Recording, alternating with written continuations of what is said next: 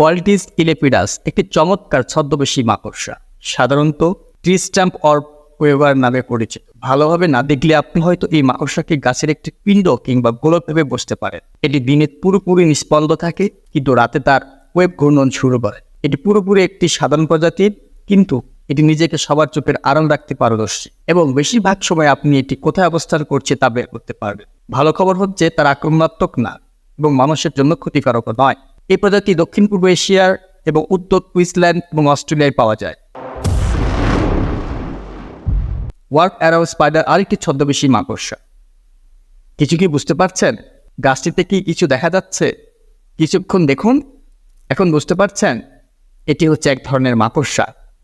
একে ছদ্মবেশী বললেও ভুল হবে না, কারণ এর ছদ্মবেশ ধরা বেশ কঠিন।